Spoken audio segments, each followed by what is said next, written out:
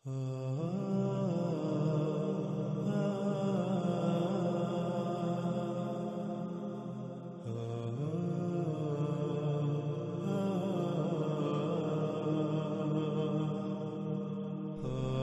گزشتہ ایک ساتھ میں ہم دجال کو ہر پہلو سے اس طرح کھول کھول کر سامنے لا چکے ہیں کہ جس کا انکار اب کسی کے لیے بھی ممکن نہیں رہا۔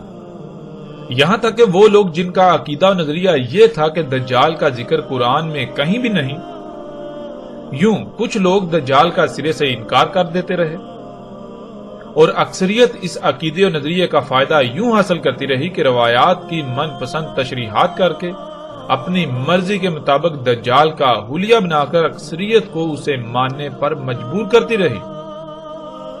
کوئی بھی ان کی منچاہی تشریحات و تعویلات کے خلاف چاہ کر بھی سوچ نہیں سکتا تھا۔ اگر کوئی ایسا کرنے کی جرات کرتا تو اس پر فتووں کی بوچھاڑ کر دی جاتی۔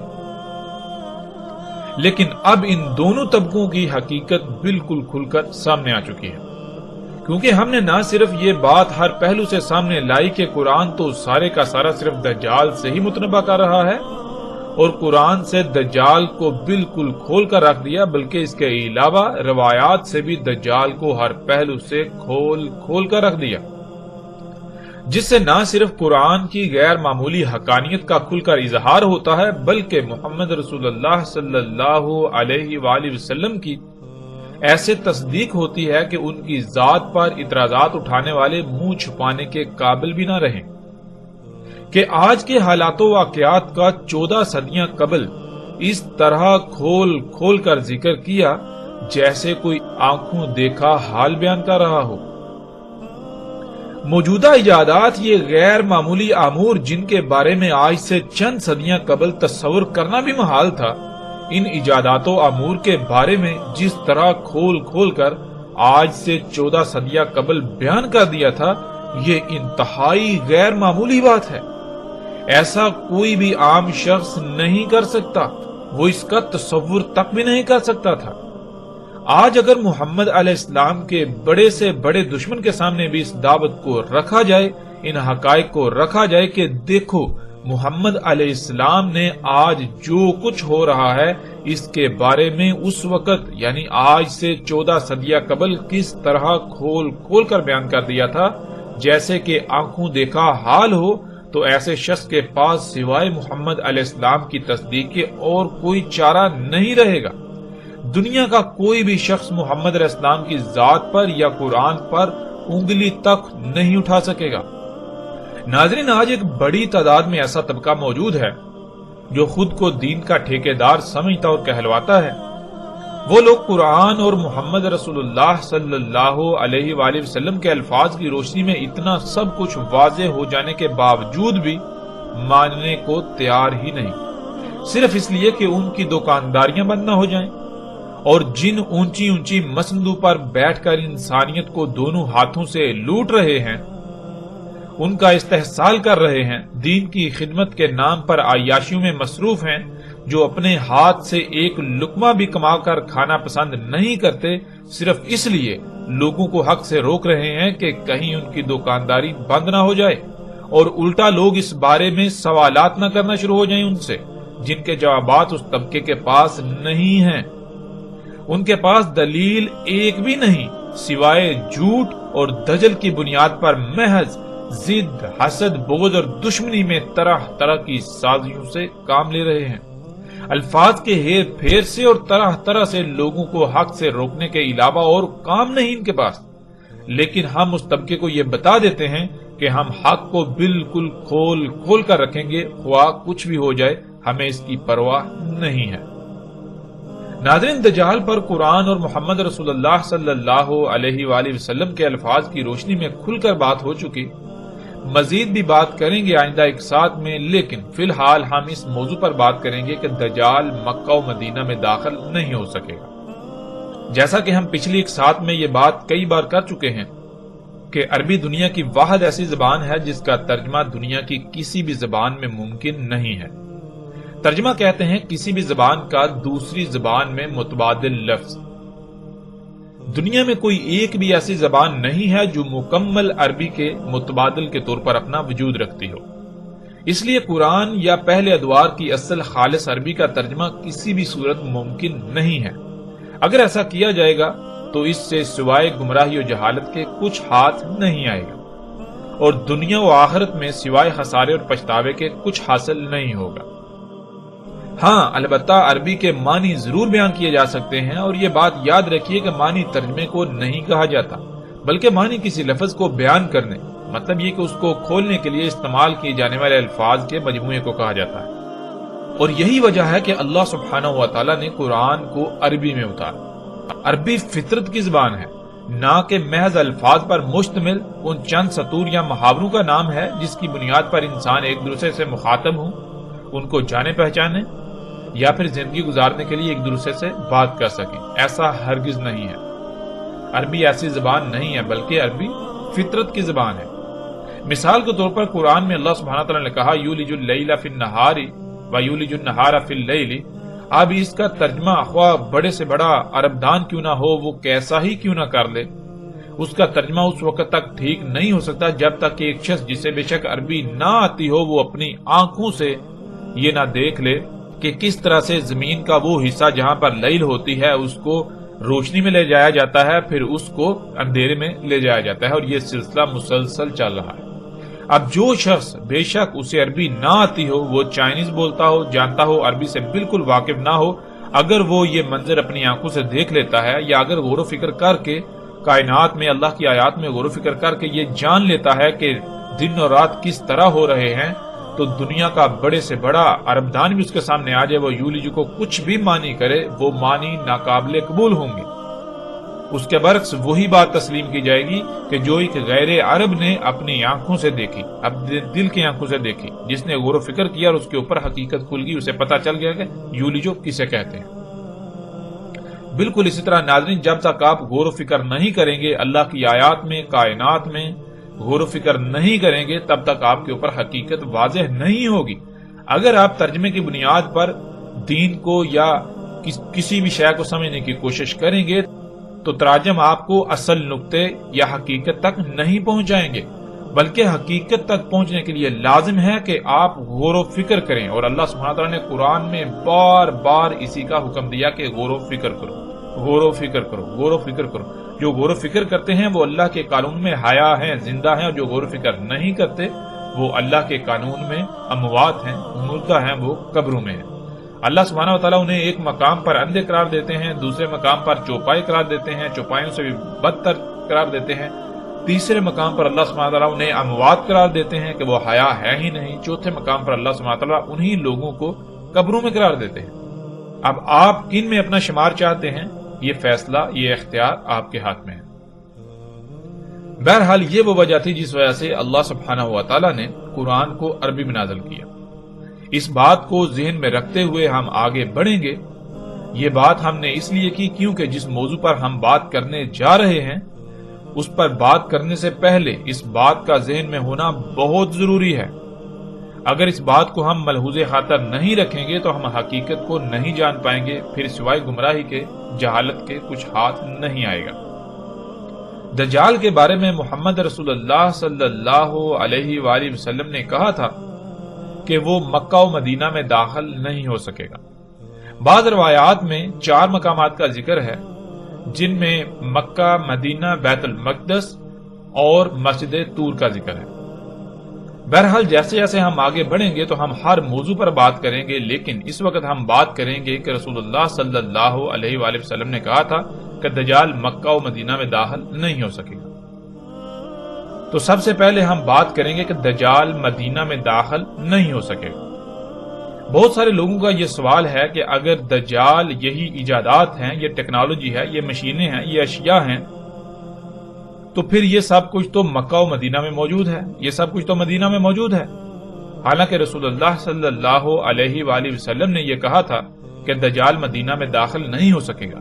اس لیے اگر یہ سب کچھ دجال ہے تو یہ مدینہ میں داخل کیسے ہو سکتا ہے؟ اگر وہاں یہ سب کچھ موجود ہے تو اس کا مطلب یہ ہے کہ یہ دجال نہیں ہو سکتا، یا پھر اگر یہی دجال ہے تو پھر یہ واضح کیا جائے کہ ایسا کیوں کر ہوا کہ دجال مدینہ میں داخل ہو گیا۔ ناظرین، محمد رسول اللہ صلی اللہ علیہ وآلہ وسلم کے ان الفاظ کو عربی پر عبور نہ ہونے یا عربی کی حقیقت سے ناواقفیت کی وجہ سے ایسے استعمال کیا جانے لگا کہ دنیا میں انسانوں کی اکثریت گمراہی کا سودا کر بیٹھی، یعنی کہ پوری دنیا میں لفظ مدینہ کو ایک بستی سے منسوب کر کے ایسے پھیلا دیا گیا کہ کسی کو حقیقت کا علم ہی نہیں کہ مدینہ کسے کہتے ہیں۔ مدینہ عربی کا لفظ ہے، مدینہ کسے کہتے ہیں کسی کو اس کا علم ہی نہیں۔ ناظرین، دنیا میں ایک کہاوت بولی جاتی ہے کہ جھوٹ اتنا بولو کہ تمہیں خود کو بھی شک ہونے لگے کہ کہیں جو تم بول رہے ہو وہ سچ ہی تو نہیں۔ اس محاورے کی حقیقت یہ ہے کہ جب آپ نے ایک غلط بات کو لوگوں کے اذہان میں راسخ کرنا ہو تو اس کے لیے دلائل کا ہونا ضروری نہیں ہے، بلکہ اس بات کا زیادہ سے زیادہ عام کیا جانا ضروری ہے۔ جب بات اکثریت کی زبان پر آ جائے گی تو لوگ خود بخود اسے تسلیم کر لیں گے، دلیل کی طرف ان کی توجہ ہی نہیں جائے گی، کیونکہ اکثریت کے مان لینے یا کہنے کی وجہ سے کوئی بھی دلیل کی ضرورت محسوس ہی نہیں کرے گا، اور اکثریت کا کہنا، اکثریت کا مان لینا یا اکثریت کے الفاظ ہی بذات خود دلیل بن جائے گا۔ پھر جب کبھی اس کے مقابلے میں سچ سامنے آ بھی جائے تو لوگ سچ کو ہر طرح کی دلیل ہونے کے باوجود بھی تسلیم کرنے کے بجائے آگے سے یہی جواب دیں گے کہ یہ بات تو ہم نے پہلے کبھی سنی ہی نہیں، اور اکثریت اس کے برعکس وہی کہتی ہے جو پہلے سے ہم اس بارے میں رائے یا نظریہ رکھتے ہیں۔ یوں سچ کی خود بخود موت ہو جائے گی اور سچ بیان کرنے والوں کو سخت سے سخت حالات کا اور سخت سے سخت رد عمل کا سامنا کرنا پڑے گا۔ سچ بیان کرنے والے کو الٹا دنیا نہ صرف تحقیر کا نشانہ بنائے گی، حقارت کی نگاہ سے دیکھے گی، بلکہ ہر ممکن حد تک تہمت و ملامت کا نشانہ بنائے گی۔ ہر کسی کا یہی جواب ہوگا کہ پہلے کیا ہر کوئی غلط تھا؟ جو ہمارے آباء و اجداد، ہمارے علماء اس کے برعکس آج تک ہمیں بتاتے رہے، آج تک ہمیں سکھاتے رہے، جو آج تک ہم سنتے رہے، کیا وہ سب کے سب غلط ٹھہرے اور اکیلے تم صحیح؟ یہ کیسے ہو سکتا ہے؟ یعنی وہی بات کہ سچ کے لیے خواہ کتنے ہی دلائل کیوں نہ دیے جائیں، کتنے ہی دلائل سے سچ کو سامنے کیوں نہ لے آیا جائے، اسی جواب کا سامنا کرنا پڑے گا کہ پہلے آج تک کیا سب غلط تھے اور اکیلے تم سچے؟ آج تک کسی کو سمجھ نہیں ہے اور آج تمہیں سمجھ آ گئی۔ اس بات سے بالکل غافل کہ ہر شے کا، ہر کام کا ایک وقت ہوتا ہے اور اللہ سبحانہ و تعالی وقت سے پہلے کوئی کام نہیں کرتا۔ ناظرین، بالکل یہی دین اسلام کے ساتھ بھی کیا گیا اور جو ہمارا موضوع ہے وہ بھی اسی کا شکار بنا دیا گیا۔ رسول اللہ صلی اللہ علیہ وآلہ وسلم نے کہا کہ دجال مدینہ میں داخل نہیں ہوگا، تو خود کو علماء کہلانے والے طبقے نے عربی کے لفظ مدینہ کے ایک ایسی بستی سے منسوب کیا کہ پوری دنیا کے انسان اس بات کو بھول گئے کہ مدینہ کسے کہتے ہیں۔ ہر کسی کے سامنے مدینہ سے مراد وہی بستی ہے جسے آج لوگ مدینہ کہتے ہیں، حالانکہ حقیقت اس کے بالکل برعکس ہے۔ حقیقت کیا ہے؟ ہم اسے اللہ سبحانہ و تعالیٰ سے سوال کرتے ہیں اور اللہ سبحانہ و تعالیٰ اپنے کلام قرآن کے ذریعے اس کا کھول کھول کر جواب دیتے ہیں۔ ناظرین، مدینہ سے مراد کیا ہے یا مدینہ کسے کہتے ہیں؟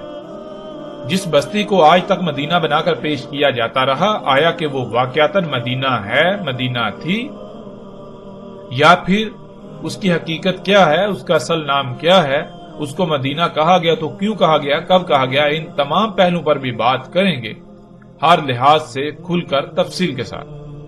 فی الحال ہم یہ جانتے ہیں کہ مدینہ کیا ہے۔ اللہ سبحانہ و تعالیٰ قرآن میں سورہ زاریات کی اس آیت میں کہتے ہیں، اور ہر شے سے خلق کیا ہم نے اس کا جوڑا۔ اس قانون کے مطابق لفظ مدینہ کا بھی اللہ سبحانہ و تعالیٰ نے جوڑا بنایا، جو کہ اس کی ضد کریا ہے، اور قرآن میں یہ لفظ بکثرت استعمال ہوا ہے۔ آتے ہیں ناظرین لفظ مدینہ کی طرف۔ لفظ مدینہ عربی کا لفظ ہے جو مجموعی طور پر 3 الفاظ کا مجموعہ ہے، جن میں سے 2 الفاظ 2 حروف ہیں اور ایک لفظ 3 حروف پر مشتمل ہے۔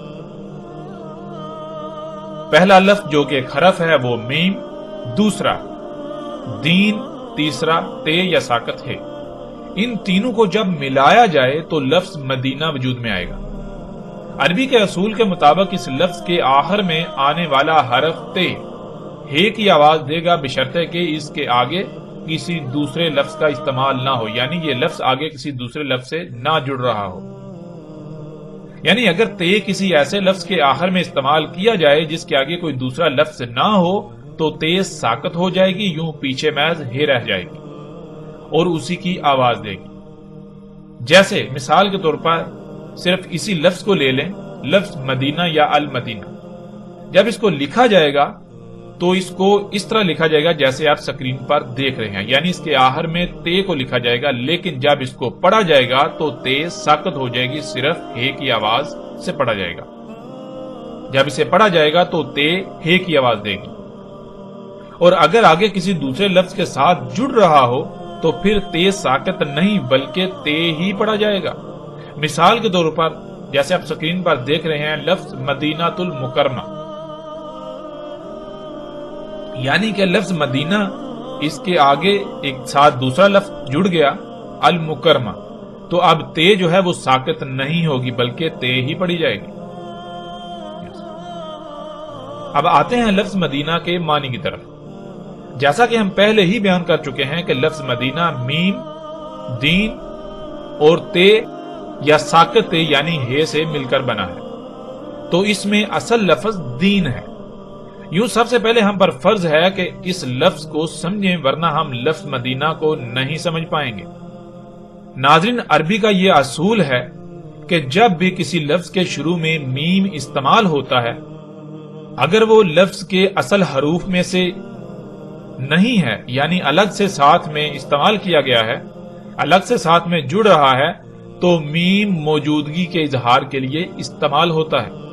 یعنی جب بھی کسی لفظ کے شروع میں میم استعمال ہوتا ہے تو میم موجودگی کے، کسی شے کی موجودگی کے اظہار کے لیے استعمال کیا جاتا ہے۔ میم کسی شے کی موجودگی کا اظہار کرتا ہے، پھر آگے اصل لفظ آ جاتا ہے۔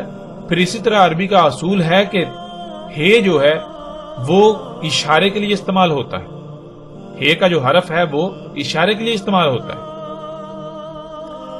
اور تے جو ہے وہ براہ راست جو عوامل ہوتے ہیں ان کے لیے استعمال ہوتا ہے، یعنی کہ وہ کون سی شے ہے جس کی طرف اشارہ کیا جا رہا ہے، براہ راست جب اس کا ذکر کرنا ہو تو ہے نہیں بلکہ تے کا استعمال ہوگا۔ تو ناظرین، اس لفظ میں جو اصل لفظ ہے دین۔ دین کے شروع میں میم استعمال ہوا اور اس کے آخر میں ہے استعمال ہوا۔ میم کسی بھی لفظ کے جب شروع میں استعمال ہوتا ہے تو میم موجودگی کا اظہار کرتا ہے۔ اب میم سے مراد کیا ہے؟ میم سے مراد ہے موجودگی کا اظہار، یعنی کچھ موجود ہے۔ کیا موجود ہے؟ آگے لفظ آ جاتا ہے دین۔ جب ان دونوں الفاظ کو ملایا جائے گا تو لفظ بنے گا مدین۔ مدین کے معنی بنیں گے کہ دین موجود ہے۔ اب دین کہاں موجود ہے اس طرف اشارہ کرنا ضروری ہے، یعنی اب سوال یہ پیدا ہوتا ہے کہ دین کہاں موجود ہے؟ تو جہاں دین موجود ہے اس طرف اشارہ کرنے کے لیے آگے ہے کا استعمال کیا جاتا ہے، یعنی آگے ہے جب آئے گی تو یہ لفظ بن جائے گا مدینہ، یعنی کسی طرف اشارہ کیا جا رہا ہے اور کہا جا رہا ہے کہ یہاں دین موجود ہے۔ اب وہ کون سی جگہ ہے، کون سا خطہ ہے، اگر اس کا نام بتانا ہے یعنی براہ راست اس کا ذکر کرنا ہے تو ہے کی بجائے تے کا استعمال ہوگا، یعنی پھر مدینہ نہیں بلکہ مدینہ المکرمہ یا مدینہ آگے جو بھی وہ ہوگا اس کا نام استعمال کیا جائے گا۔ اگر نام موجود نہیں ہے تو پھر محض اشارے کے لیے تے نہیں بلکہ ہے استعمال کیا جائے گا۔ اب ناظرین، ہم پر سب سے پہلے یہ فرض ہے کہ ہم لفظ دین کو سمجھیں۔ جب تک ہم لفظ دین کو نہیں سمجھ سکیں گے تب تک ہم مدینہ کو نہیں سمجھ سکیں گے۔ دین کیا ہے؟ جب بھی کسی سے سوال کیا جائے تو فوراً یہی جواب ملے گا کہ دین اسلام ہے۔ اور اسلام کیا ہے؟ اس کے لیے پوری دنیا میں پھر انسانوں کے نزدیک ایک خاص نظریہ ہے، ایک عقیدہ ہے کہ باقی مذاہب کی طرح ایک دائرہ ہے جس میں ایک کلمے کے اقرار سے داخل ہونے کا رستہ ہے اور باہر نکلنے کا کوئی رستہ نہیں، یعنی آج پوری دنیا جسے اسلام کا نام دیتی ہے اور پکارتی ہے۔ ہم اس پر تو فی الحال بات نہیں کریں گے، گزشتہ ایک ساتھ میں بھی اس پر مختصراً بات ہو چکی، بلکہ ہم لوگوں کے ان عقائد و نظریات کو ایک طرف رکھتے ہوئے اللہ سبحانہ و تعالیٰ سے اس کا سوال کریں گے اور اللہ سبحانہ و تعالیٰ اپنے کلام قرآن سے اس کا کھل کر جواب دیں گے۔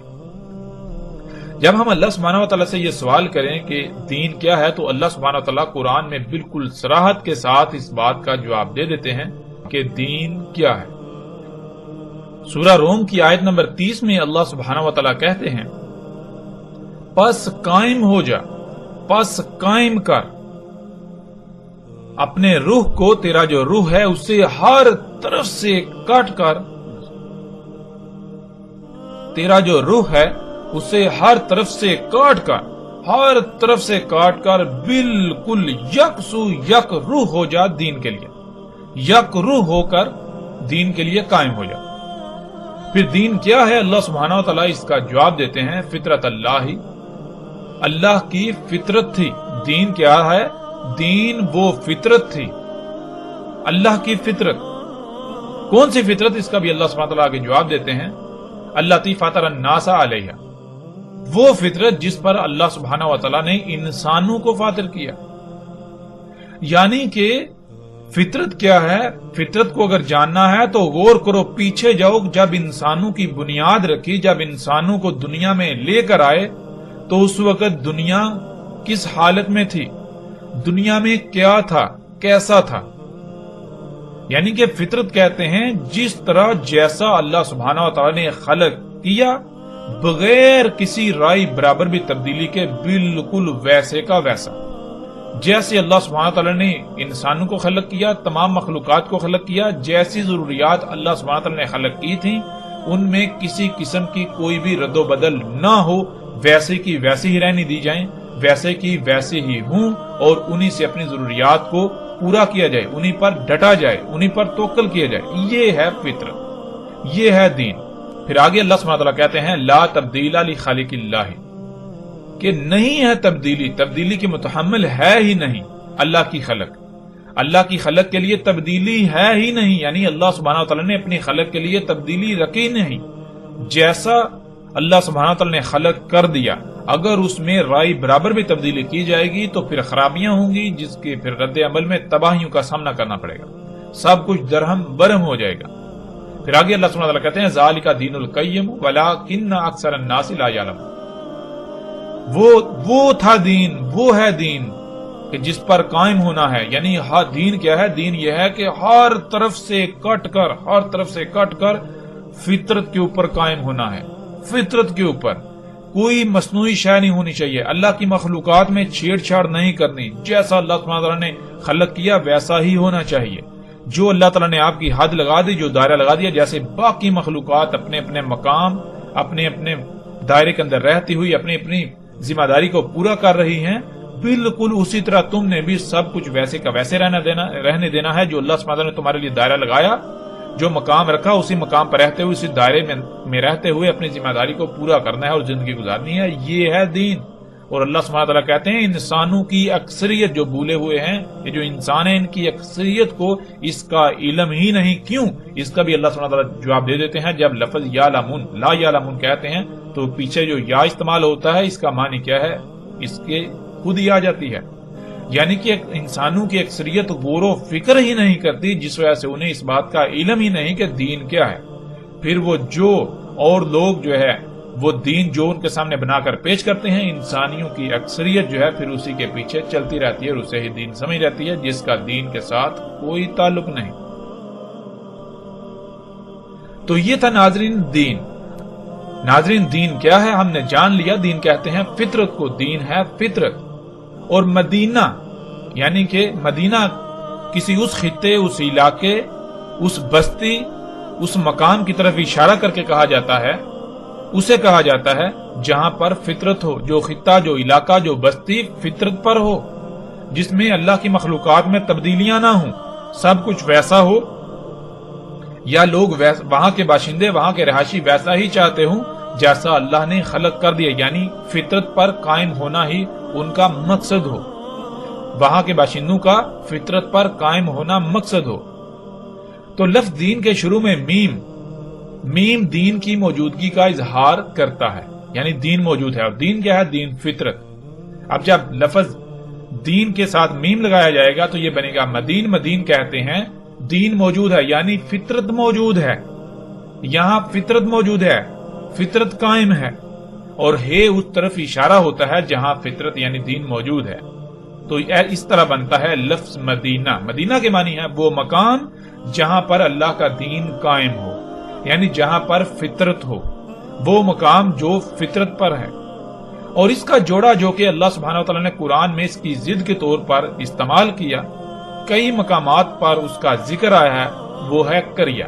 اور پورے قرآن میں اللہ سبحانہ وتعالی نے جہاں بھی ہلاک شدہ اقوام کا ذکر کیا یا ہلاکت کا ذکر کیا, عذاب کا ذکر کیا, تو عذاب کریا پر ہی آنے کا ذکر کیا, یعنی عذاب کریا پر آتا ہے. کہیں بھی مدینہ پر یہ نہیں ہے کہ مدینہ پر اللہ سبحانہ وتعالی عذاب لے کر آئے. بہرحال اس پر مزید تفصیل سے آگے چل کر بات ہوگی. ناظرین, کریا کا مادہ ہے کرا, جس کے معنی ایک شے پر کسی دوسری شے کے ٹکرانے سے رد عمل کے طور پر بلند ہونے والی آواز کو کہتے ہیں. اسی سے لفظ کریا بنا ہے, اسی سے اقرا بنا ہے, اسی سے قرت بنا ہے, اور اسی سے قرآن بنا ہے. جیسے لفظ اقرا انسان کے سامنے کتاب پڑی ہوتی ہے یا کچھ لکھا ہوا ہوتا ہے, یعنی کہ عمل کسی بھی صورت میں کتب ہوا موجود ہوتا ہے. جب انسان کی نظر یا اس کی توجہ اس پر ٹکراتی ہے تو رد عمل کی صورت میں جو شے سامنے آتی ہے, جو علم رد عمل کی صورت میں سامنے آتا ہے, اسے اقرا کہتے ہیں. مثال کے طور پر جیسے ایک کتاب جو آپ کے ہاتھوں سے لکھی ہوئی آپ کے سامنے پڑی ہوئی ہے, جب آپ کی توجہ آپ کی نظر اس پر ٹکرائے گی تو رد عمل میں آواز پیدا ہوگی, وہ آواز بھی کرا کہلائے گی.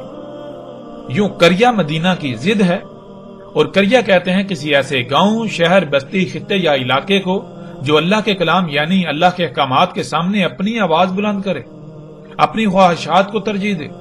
یعنی اگر اللہ کسی کام کرنے کا حکم دے رہے ہیں تو وہ اس کے رد عمل میں نہ صرف اس کا انکار کر دیں بلکہ اللہ کے مقابلے پر اپنی آواز بلند کریں کہ نہیں, ہم تو وہی کریں گے جو ہماری چاہت ہے, جو ہماری خواہشات ہیں. یعنی لفظ کریا جو ہے یہ مدینہ کی ضد ہے, اور اس کا آسان ترین معنی یہ ہے کہ وہ بستی, وہ خطہ, وہ علاقہ جو فطرت پر نہیں ہے, جہاں پر مصنوعی ہے, جہاں پر انسان کی ضروریات مصنوعی ہیں, غیر فطرتی ہیں, جہاں کے لوگ غیر فطرتی اشیاء پر انحصار کرتے ہیں, اسے کریا کہتے ہیں. کریا میں بھی ہے جو ہے یہ اس طرف اشارہ ہے جہاں کے رہنے والے اللہ کے مقابلے پر اپنی آواز بلند کرتے ہیں, یعنی کہ جہاں کے رہنے والے فطرت پر قائم نہیں ہے, یا وہ خطہ, وہ علاقہ, وہ بستی فطرت پر نہیں ہے. جہاں اللہ کا دین قائم نہ ہو, یعنی وہ علاقہ, وہ خطہ جہاں فطرت کی بجائے اس کی ضد ہو, فطرت کی ضد ہو. فطرت کی ضد کیا ہے؟ مصنوعی اشیاء, اللہ کی مخلوقات میں تبدیلی کی ہوئی اشیاء. جو اللہ کی خلق ہے وہ تبدیل شدہ, اللہ کی مخلوقات ہوں لیکن تبدیل شدہ, ان میں تبدیلیاں کی ہوئی. وہاں وہ جو مقام ہوگا, وہ جو بستی, وہ علاقہ, وہ خطہ, وہ جو شہر ہوں گے, وہ جو سوسائٹیاں, معاشرے ہوں گے, انہیں عربی میں کریا کہا جاتا ہے.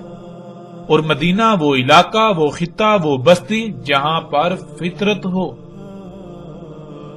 ناظرین, روایات میں دجال کے مدینہ میں نہ داخل ہونے سے مراد سعودی عرب کا شہر یعنی سعودی عرب کی بستی یثرب کو لیا جاتا ہے کہ دجال سعودی عرب کے شہر جسے عربی میں بلد کہتے ہیں, جس کا اصل نام یثرب ہے, یثرب میں داخل نہیں ہو پائے گا کیونکہ وہ مدینہ ہے. یہ بالکل غلط تصور ہے, اس کا حقیقت سے دور دور تک کوئی تعلق نہیں. جسے آج مدینہ کہا اور سمجھا جاتا ہے اس کا نام یثرب ہے, یثرب تھا اور اس وقت تک یثرب رہے گا جب تک اس کا نام بدل نہیں دیا جاتا. اب سوال یہ پیدا ہوتا ہے کہ آیا وہ مدینہ ہے یا کریا؟ تو اس کا جواب بھی بالکل واضح ہے. اگر تو وہاں اللہ کا دین قائم ہے یعنی وہ بستی, وہ خطہ فطرت پر ہے تو وہ مدینہ کہلائے گی, وہ خطہ, وہ بستی مدینہ کہلائے گی. اور اگر وہاں اللہ کا دین قائم نہیں ہے یعنی وہ فطرت پر نہیں ہے بلکہ وہاں بھی فطرت کی ضد ہے, مصنوعی اشیاء ہے, سب کچھ مصنوعی ہے, تو وہ مدینہ نہیں بلکہ کریا ہے. ناظرین, اب سوال یہ پیدا ہوتا ہے کہ یثرب کو مدینہ کب کہا گیا؟ رسول اللہ صلی اللہ علیہ وآلہ وسلم کی مکہ سے یثرب کی طرف ہجرت کے بعد یثرب کو مدینہ کہا گیا, اور یہ بات روایات میں بالکل صراحت کے ساتھ موجود ہے. جیسے ہی ہم آگے بڑھیں گے تو وہ روایات بھی ہمارے سامنے آئیں گی. جن میں رسول اللہ صلی اللہ علیہ وآلہ وسلم نے ہجرت سے پہلے بالکل واضح نہ صرف اسے یثرب کہا بلکہ یثرب کو ام القریہ قرار دیا، یعنی جو بھی آس پاس کی قریہ ہیں ان کی ماں قرار دیا، ان کی جڑ قرار دیا۔ اب سوال یہ پیدا ہوتا ہے کہ یثرب کو مدینہ کیوں کہا گیا؟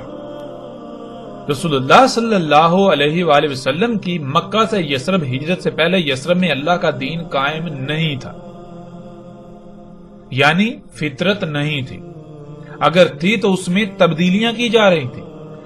مثلا جیسے ہم غور کریں تو صحیح مسلم میں ایک روایت ہے کہ جو 3 مختلف راویوں کی چین سے آئی ہے، اس میں یہ بات بالکل واضح ہے کہ جب رسول اللہ صلی اللہ علیہ وآلہ وسلم مکہ سے ہجرت کر کے یثرب جا رہے تھے تو یثرب کی حدود میں جب داخل ہو رہے تھے تو لوگوں کو دیکھا کہ وہ کھجور کو پیوند کر رہے ہیں، گابا کر رہے ہیں، یعنی اس وقت کے تقاضے کے مطابق جیسے آج بیجوں میں، فصلوں میں سائنسی طریقوں سے مداخلت کی جاتی ہے زیادہ پیداوار کے حصول کے لیے، جلدی اگانے کے لالچ میں، زیادہ اگانے کے لالچ میں، بالکل اس وقت کے تقاضے کے مطابق انسان جو چھیڑ چھاڑ جو تبدیلی کر سکتا تھا وہ تبدیلیاں کی جا رہی تھی، جسے گابا یا پیوند کہتے ہیں۔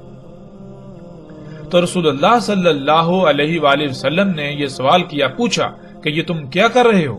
تو آگے سے جواب ملا کہ ہم زیادہ فصل کے حصول کے لیے ہم اسے گابا کر رہے ہیں، پیوند کر رہے ہیں۔ تو رسول اللہ صلی اللہ علیہ وآلہ وسلم نے انہیں روک دیا۔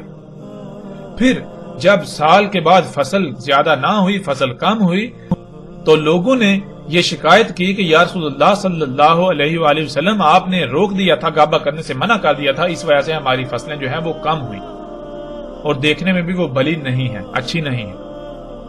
تو جواباً رسول اللہ صلی اللہ علیہ وآلہ وسلم نے کہا کہ تم دنیاوی امور کے بارے میں علم رکھتے ہو، میں دین کا علم رکھتا ہوں۔ اب اس سے مراد یہ لے لیا گیا، یہ جو علماء ہیں یا یہ جو طبقہ ہے انہوں نے اس سے مراد یہ لے لیا کہ دین الگ شے ہے اور دنیا الگ شے ہے، اور دنیاوی امور جو ہیں ان میں جو جی چاہیں کریں، ان میں کوئی روک ٹوک نہیں، اور دین جو ہے اس میں چھیڑ چھاڑ نہیں کی جا سکتی، ان میں تبدیلی نہیں کی جا سکتی، اس میں اپنی مرضی نہیں کی جا سکتی۔ اور دین کسے کہتے ہیں؟ جس کا دین کے ساتھ کوئی تعلق نہیں۔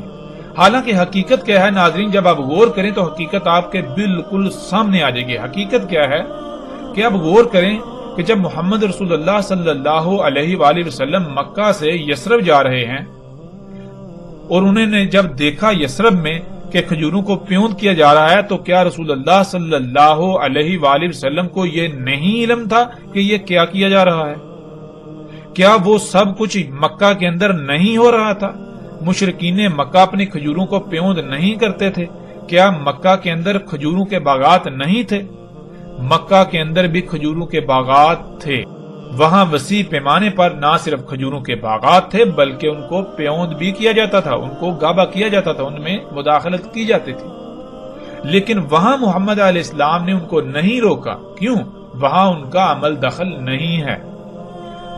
رسول اللہ صلی اللہ علیہ وآلہ وسلم کو علم ہے گابا کیا ہوتا ہے، ان کو پتا ہے، علم ہے کہ یہ اللہ کی خلق میں تبدیلی کی جا رہی ہے، چھیڑ چھاڑ کی جا رہی ہے، مداخلت کی جا رہی ہے۔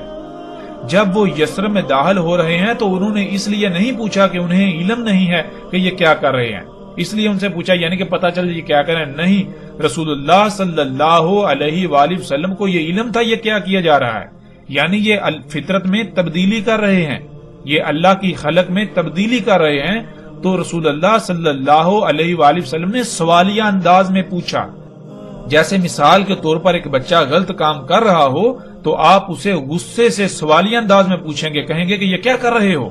بالکل اسی طرح رسول اللہ صلی اللہ علیہ وآلہ وسلم نے کہا کہ یہ تم کیا کر رہے ہو؟ تو آگے سے جواب دیا گیا کہ ہم گابا کر رہے ہیں زیادہ فصل کے لالچ میں۔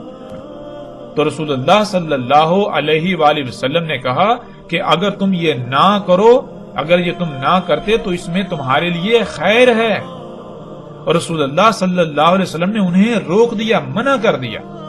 اب کیا رسول اللہ صلی اللہ علیہ وسلم کو یہ نہیں علم کہ وہ جب خود کہہ رہے ہیں کہ زیادہ فصل کے حصول کے لیے، اچھی فصل کے لیے ہم گابا کر رہے ہیں، جب نہیں کیا جائے گا تو ظاہر ہے فصل اچھی نہیں ہوگی، فصل زیادہ نہیں ہوگی۔ جیسے مثال کے طور پر آج اگر کسی کو زمین میں کھادیں ڈالنے سے روکا جائے کیمیکلز اور یہ جو عناصر ہیں جو زمین کو اگانے پر مجبور کرتے ہیں، یہ ڈالنے سے روکا جائے، تو کیا روکنے والے کو یہ نہیں پتا کہ یہ کھاد ہے، یہ کیمیکلز ہیں؟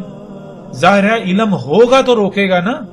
کیا اسے نہیں پتا کہ ان کیمیکلز، ان کھادوں سے فصل دیکھنے میں بہت اچھی ہوتی ہے، زیادہ ہوتی ہے؟ اسے علم ہے، سب کو علم ہے۔ ہاں اگر وہ روک رہا ہے تو اس لیے روک رہا ہے کہ تم اللہ کی خلق میں تبدیلی کر رہے ہو۔ جب تم اللہ کی خلق میں تبدیلی کرو گے تو پھر یہ فصل کھانے والوں کو بیماریاں لاحق ہوں گی، یعنی کہ جو اللہ نے توازن قائم کیا وہ توازن بگڑ جائے گا۔ اللہ نے تمہیں خلق کیا ہے، اللہ نے انسانوں کو خلق کیا ہے، اللہ نے بشر کو خلق کیا ہے، تمام مخلوقات کو اللہ نے خلق کیا ہے، تو اللہ ہی کو علم ہے کہ ان کے لیے کیا فائدہ مند ہے اور کیا نقصان دہ ہے۔ اس لیے اللہ بھول نہیں گیا تھا، اللہ نے سب کے لیے جو کچھ جیسا خلق کرنا تھا وہ بالکل پرفیکٹ بہترین خلق کیا، جیسی جس کی ضرورت تھی ویسا ہی خلق کیا۔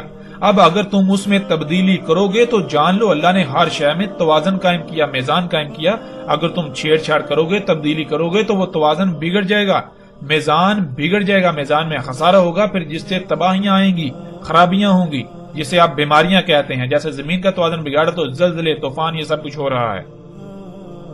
تو رسول اللہ صلی اللہ علیہ وآلہ وسلم کو علم تھا کہ یہ غابہ کر رہے ہیں، اور وہ خود کہہ رہے ہیں کہ زیادہ فصل اور اچھی فصل کے لالچ میں۔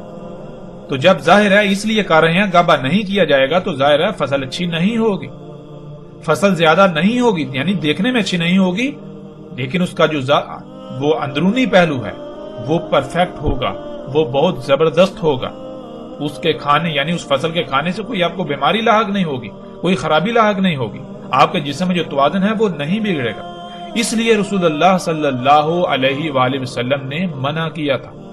اور پھر ناظرین تاریخ گواہ ہے کہ اس کے بعد کوئی بندہ یہ ثابت نہیں کر سکتا کہ رسول اللہ صلی اللہ علیہ وآلہ وسلم کی موجودگی میں یا ان کے بعد کھجوروں کو غابہ کیا گیا ہو، یعنی فصلوں کو پیوند کیا گیا ہو، ان میں مداخلت کی گئی ہو۔ یعنی اگر رسول اللہ صلی اللہ علیہ وسلم نے یہ کہا کہ تم دنیا کے امور کے بارے میں بہتر جانتے ہو اور میں دین کے بارے میں، مطلب یہ کہ دین الگ ہے، دنیا الگ ہے، تم دنیاوی معاملات کے بارے میں جانتے ہو، تم جو جی چاہے کرتے رہو، دنیاوی امور میں مجھ سے صرف دین کی بات لیا کرو، اگر یہ مطلب تھا تو پھر اس کے بعد لوگوں کو غابہ کرنا چاہیے تھا، لوگوں کو فصلوں کو پیوند کرنا چاہیے تھا۔ لیکن جب ہم تاریخ اٹھا کر دیکھیں تو ہمیں کوئی ایسی شے ملتی ہی نہیں، اور کیسے مل سکتی ہے کہ جبکہ قرآن میں اللہ سبحانہ وتعالیٰ خود کہہ رہے ہیں کہ دین کیا ہے، دین ہے فطرت، فطرت کو قائم کرنا ہے، فطرت پر قائم ہونا ہے، فطرت میں چھیڑ چھاڑ، اس میں تبدیلی نہیں کرنی۔ تو جب فطرت میں تبدیلی کی جائے گی تو کیا وہ دین نہیں؟ کیا وہ دین میں تبدیلی نہیں کی جا رہی؟ جب دین ہے ہی فطرت تو فطرت میں تبدیلی، دین میں تبدیلی، فطرت ہی تو دین ہے۔ بہرحال ناظرین ہم اس موضوع پر الگ سے تفصیل سے بات کریں گے، لیکن اب ہم بڑھتے ہیں آگے۔ وہ یہ کہ اس وقت رسول اللہ صلی اللہ علیہ وآلہ وسلم نے جب مکہ سے یثرب کی طرف ہجرت کی تو یثرب میں بھی یہی کچھ ہو رہا تھا۔ کیوں؟ کیونکہ یثرب اس وقت تک قریہ تھی، اور جیسے ہم آگے بڑھیں گے تو رسول اللہ صلی اللہ علیہ وآلہ وسلم کے الفاظ میں ہمیں یہ بالکل واضح مل جائے گا کہ رسول اللہ صلی اللہ علیہ وآلہ وسلم نے ہجرت سے پہلے یثرب کو قریہ کہا۔ یثرب قریہ تھی، یعنی وہاں فطرت نہیں تھی، فطرت میں اس وقت کے تقاضے کے مطابق چھیڑ چھاڑ، مداخلت کی جا رہی تھی۔ اور جب رسول اللہ صلی اللہ علیہ وآلہ وسلم نے وہاں ہجرت کر کے چلے گئے، یعنی وہاں دین قائم ہو گیا، یعنی لوگوں کو فطرت میں چھیڑ چھاڑ سے روک دیا، وہاں فطرت ہر طرف یعنی فطرت قائم ہو گئی، ہر لوگ فطرت پر قائم ہو گئے، وہاں فطرت ہی تھی، تو تب اسے مدینہ کہا گیا۔ لیکن اس کا مطلب ہرگز یہ نہیں ہے کہ اس کا نام تبدیل کر دیا گیا، بلکہ اس کا نام جو تھا، وہی ہے اور اس وقت تک رہے گا جب تک اس کا نام تبدیل نہیں کیا جاتا، یعنی کہ اس کا نام یثرب ہے، یثرب تھا، یثرب ہے، اور یثرب اس وقت تک رہے گا جب تک کہ یثرب تبدیل نہیں کیا دیا جاتا۔ ناظرین مدینہ یا قریہ یہ نام نہیں ہے بلکہ یہ اسما ہے۔ اسے ہم ایک مثال سے سمجھ لیتے ہیں۔ مثال کے طور پر آپ کا ایک بیٹا ہو، بھائی ہو، یا آپ کا کوئی عزیز رشتہ دار ہو جس کا نام عمران ہو۔ اب اگر تو وہ اللہ کی غلامی کرے گا تو وہ مومن یا مسلم کہلائے گا، یعنی جو احکامات اللہ دیتا ہے ان کو تسلیم کر کے ان کے آگے سرنڈر کرے گا، ان کے اوپر عمل کرے گا تو وہ مومن یا مسلم کہلائے گا۔ اور اگر وہ اللہ کے علاوہ کسی اور کی غلامی کرے گا تو وہ مومن نہیں، مسلم نہیں، بلکہ مشرک و کافر کہلائے گا، مشرک کہلائے گا۔ یعنی ایک انسان، ایک بشر جس کا نام عمران ہے، لوگ اسے عمران کے نام سے جانتے پہچانتے ہیں، اگر تو وہ اللہ کے دین پر قائم ہے تو وہ مومن یا مسلم کہلائے گا، اور اگر وہ اللہ کے دین پر قائم نہیں تو وہ مشرک و کافر کہلائے گا۔ ناظرین، اب لفظ مومن یا مسلم یا پھر مشرک و کافر یہ نام نہیں ہے۔ نام یعنی عربی میں نام کو کہتے ہیں کنیت، کنی یا لقب، بلکہ یہ اسماء ہے۔ اسماء یعنی اسم سے، اسم کہتے ہیں صفات کو، صفت کردار کو، خصوصیات و صلاحیتوں کو۔ تو مومن و مشرک یہ اسماء ہیں، یعنی کہ یہ کردار ہے جس کے اندر یہ صلاحیتیں، یہ صفات پائی جائیں گی، اسے مومن کہا جائے گا، خواہ اس کو دنیا کسی بھی نام سے جانتی پہچانتی ہو، کسی بھی لفظ سے جانتی پہچانتی ہو۔ اب ناظرین، مثال کے طور پر ایک شخص ہے، وہ اللہ کی غلامی نہیں کرتا، وہ اللہ کے احکامات کا انکار کرتا ہے اور اللہ کے ساتھ شرک کرتا ہے، یعنی اپنی خواہشات کی اتباع کرتا ہے، اوروں کی غلامی کرتا ہے، تو بے شک دنیا، پوری کی پوری دنیا اسے مومن کے نام سے، مومن کے لفظ سے جانتی پہچانتی ہو، اسے پکارتی ہو، وہ اللہ کے قانون میں مومن نہیں ہو سکتا۔ مومن اس کا لقب ہے، اس کی کنیت ہے، مومن اس کا اسم نہیں ہے۔ جیسے اللہ ہے، اس ذات کا جو لقب ہے وہ اللہ ہے، اور باقی جو ہیں اس کے اسماء ہیں، جیسے الرزاق، خالق، خالق جو ہے اسم ہے، خالق خلق کرنے کی صلاحیت ہونا، خلق کرنے والا۔ اسی طرح آپ دیکھیں کہ قرآن میں آیا اللہ احسن الخالقین، تو دیکھیں قرآن میں خالقین یہ جمع کا صیغہ ہے، یعنی ایک سے زائد خالق، اللہ ان میں احسن ہے۔ اب کیا آپ دیکھتے ہیں، غور کریں، کیا دنیا میں کیا انسانوں کے نام خالق ہیں؟ یعنی اس کا نام بھی خالق ہے، اس کا نام بھی خالق ہے، اس کا نام بھی خالق ہے، اس کا نام بھی خالق ہے؟ نہیں، بلکہ نام تو مختلف ہیں۔ جیسے اللہ یعنی وہ ذات جو احسن الخالقین ہے، اسے ہم اللہ کہہ کر پکارتے ہیں، جانتے ہیں، پہچانتے ہیں۔ بالکل اسی طرح جو باقی خالق ہیں، خالقین ہیں اس ذات کے علاوہ، ان کو بھی کوئی عمران کے نام سے جانتا ہے، کوئی کسی نام کے سے جانتا ہے، کوئی رام کے نام سے، کوئی لکشمن کا نام سے، کوئی کسی نام سے، کوئی کسی نام سے۔ تو بالکل اسی طرح، یعنی کہ جیسے آپ کو بتایا کہ یہ جو مسلم اور مومن یا کافر مشرک یہ اسماء ہیں، اگر کسی کا نام بے شک مومن ہو لیکن وہ اللہ کی غلامی نہیں کر رہا، وہ اللہ کے ساتھ شرک کر رہا ہے، تو وہ مشرک ہے، اس کا اسم مشرک ہے، مومن اس کا لقب کہلائے گا۔ بالکل اسی طرح ایک بستی، ایک خطہ، ایک علاقہ، اگر وہاں فطرت قائم ہے تو وہ مدینہ ہے، اگر فطرت نہیں ہے، وہاں فطرت کی ضد ہے، تو وہ قریہ کہلائے گی، مدینہ کی ضد۔ دنیا میں صرف دو ہی طرح کے خطے ہیں، اور اللہ سبحانہ وتعالیٰ نے قرآن میں بھی خطوں کی تقسیم صرف دو ہی طرح کی ہے، ایک مدینہ اور دوسرا قریہ۔ یعنی وہ خطے، وہ علاقے جہاں فطرت ہے، جو فطرت پر قائم ہے، انہیں اللہ سبحانہ وتعالیٰ نے قرآن میں ہر جگہ پر مدینہ کہا، اور جہاں فطرت نہیں ہے، فطرت کی ضد ہے، اس وقت کے تقاضے کے مطابق فطرت میں چھیڑ چھاڑ تبدیلیاں کی جا رہی ہیں، اسے اللہ سبحانہ و تعالیٰ نے قریہ کہا۔ اور قرآن میں آپ جگہ جگہ پر ایسی آیات دیکھ سکتے ہیں۔ اب ناظرین، دنیا میں کوئی بھی بستی ہو، اگر اس کو مدینہ کے نام سے جانا پہچانا جاتا ہو، یعنی مدینہ اس کا لقب ہو، اس کا نام رکھ دیا جائے، تو ضروری نہیں ہے کہ وہ مدینہ ہی ہے، یعنی کہ اس کا اسم بھی مدینہ ہے۔ جیسے ایک شخص، اس کو دنیا مومن کے نام سے جانتی پہچانتی ہے، لیکن حقیقتاً وہ مشرک ہے، تو وہ مومن نہیں، مومن اس کا لقب ہے۔ بالکل اسی طرح جسے آج تک مدینہ کہا جاتا رہا اور مدینہ کہا جاتا ہے، وہ مدینہ نہیں ہے۔ مدینہ اس کا لقب تو ہو سکتا ہے، مدینہ اس کا اسم نہیں ہے، اور نہ اسم ہو سکتا ہے۔ یعنی دیکھیں کیا اس میں دین موجود ہے، یعنی کہ وہ خطہ، وہ بستی کیا فطرت پر ہے؟ اگر تو وہ فطرت پر ہے تو وہ مدینہ کہلائے گی، اس کا اسم مدینہ ہے۔ اگر وہ فطرت پر نہیں ہے، وہاں فطرت کی ضد ہے، اللہ کی مخلوقات میں، اللہ کے خلق میں تبدیلیاں کی جا رہی ہیں، تو وہ قریہ ہے، وہ مدینہ نہیں ہو سکتا۔ اب ناظرین، اس کے باوجود، ان حقائق کے کھل جانے کے باوجود بھی اگر کوئی بازد رہے کہ نہیں، مدینہ صرف اور صرف یثرب ہی ہے، جو سعودی عرب میں واقع ہے تو پھر لا تعداد سوالات پیدا ہوتے ہیں۔ مثلا قرآن میں مجموعی طور پر 14 مقامات پر لفظ مدینہ کا استعمال ہوا اور ان 14 مقامات کو آپ سکرین پر دیکھ سکتے ہیں۔ ان میں سورہ الاعراف کی آیت نمبر 123، سورہ توبہ کی آیت 110، سورہ توبہ کی آیت 120، سورہ یوسف کی آیت نمبر 30، سورہ الحجر کی آیت نمبر 67، سورہ الکہف کی آیت 19، سورہ الکہف کی آیت 82، سورہ نمل کی آیت نمبر 48، سورہ القصص کی آیت 15، سورہ القصص کی آیت 18، سورہ القصص کی آیت 20، سورہ الاحزاب کی آیت 60 اور سورہ المنافقون کی آیت نمبر 8 شامل ہے۔ ان تمام آیات کو آپ دیکھیں تو ان میں اللہ سبحانہ و تعالی نے لفظ مدینہ کا استعمال کیا ہے۔ ویسے تو ہم ان 14 کے 14 مقامات پر بات کر سکتے ہیں، لیکن اس سے ایک تو موضوع وسیع ہو جائے گا اور دوسری بات یہ کہ سب مقامات پر بات کرنے کی ضرورت ہی نہیں ہے۔ اس لیے ہم صرف ان چند مقامات پر بات کریں گے جو نہ صرف ہمارے موضوع کا احاطہ کریں بلکہ حق بالکل کھل کر سامنے آ جائے۔